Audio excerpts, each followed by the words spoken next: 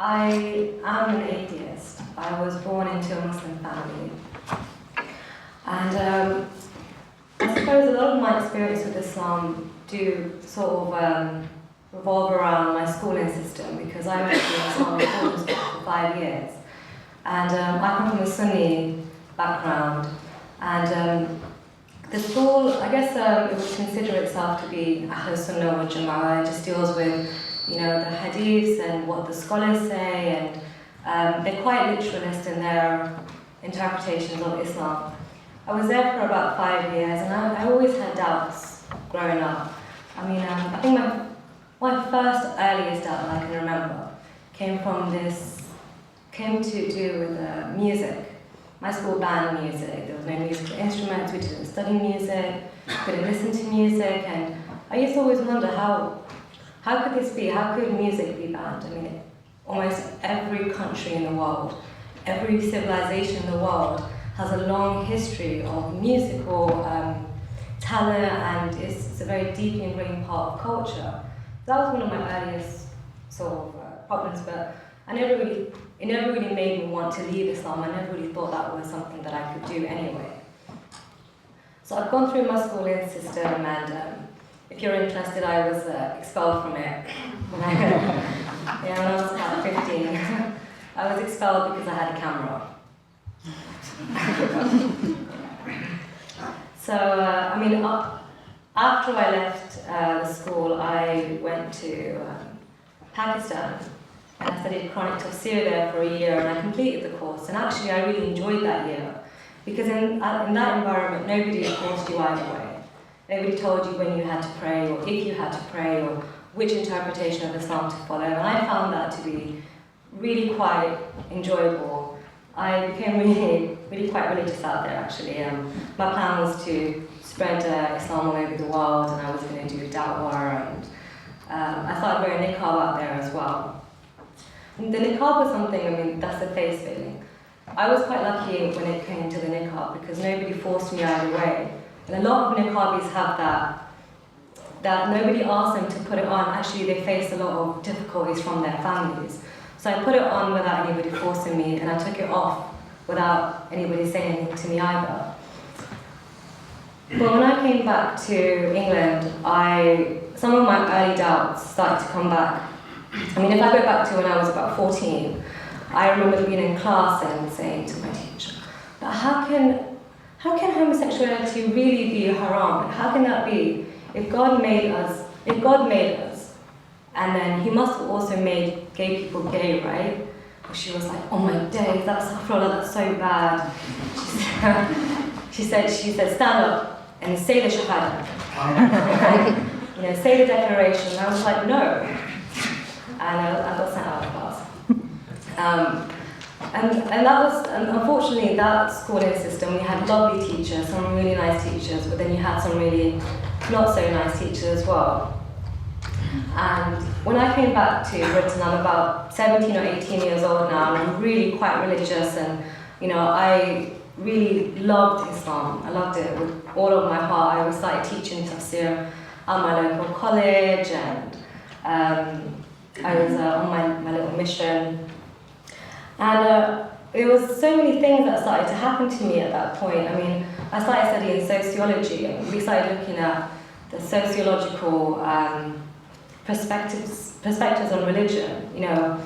The feminist perspective, the Marxist perspective, and that started to really open my mind up. I'd never really thought about religion as a sort of apparatus to control people. But even then, I wasn't really bothered. I wasn't thinking about leaving Islam. I didn't think it was even possible. But I think what really pushed me was when I started to look at critique of this notion of God. See, it wasn't Islam that I had the problem with. I still thought Islam was the best religion. Out of all of them, I thought it was the best one.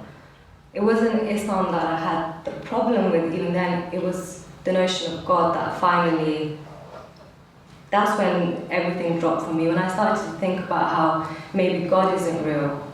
And it was difficult. It was a really difficult thing for me to deal with. I read The God Delusion, I read The Pale Blue Dot by Carl Sagan. I started looking at how massive the universes, and I started to think, you know, is there a God out there who actually cares which foot I put into the toilet, which hand I eat with, whether or not I love the wrong person?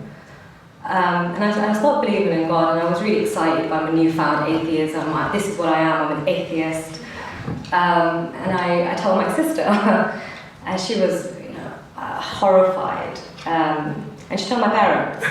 So I didn't really have the time to stay in the closet. I wasn't able to really hide.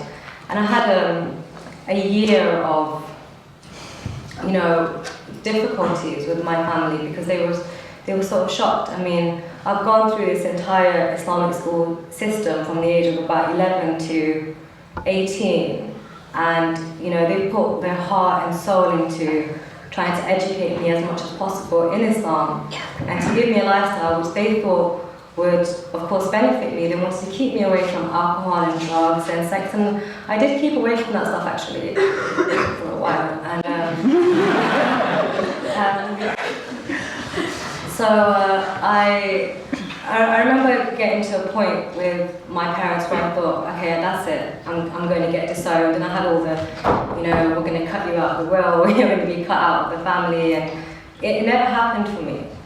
My parents never cut me out, and there was a lot of things that contributed to that. I think one of them was because my mother couldn't, and I had the support of my older sisters. They really stood by me. They were at least 10 years older than me, and they wouldn't allow this notion of, you know, what do you mean Aliyah's going to get disowned? Where's she going to go? So I think what happened was me and my parents got to a point, me and my family got to a point where we sort of had a truce. I don't speak about my atheism. They don't ask me about it. My mum sort of would follow me around and say, why don't you believe in religion? Just say the Shahada, and I would do it. we were absolutely fine. I mean, I know come Ramadan every year, I was a salt checker. She would come to me and say, I know you're not fasting. Come and check the salt and the food, is it okay? Because she was fasting herself. And I would go to the mosque every year and eat as well, and I would sort of sit at the back, pretend that I couldn't pray and look after everyone's children. But so, I spent 6 years of my life not knowing that there were other ex-Muslims out there. I isolated myself. I didn't want anything to do with Islam. I sort of just kept away from it and went to university and lived my life and had a great time. And I would say about a year ago, I actually, you know, I'd heard about the Council of Ex-Muslims of Britain and one of all these different organisations, and I met Mariam Namazi, and she's quite, she's involved in quite a lot of secularist politics, but she was the first ex-Muslim that I met. And after I met her, it was just literally one after the other, all these people that had such similar and different experiences to my own, and it's been quite an overwhelming year actually, because you realise that you're not on your own, because you do get to a point. I mean, I don't know how to explain what it feels like to feel like an alien in your own skin. You feel like everything that you believe is so abhorrent, and that you have no right to believe in it. And I wore the hijab and the jilbab for about 9 years.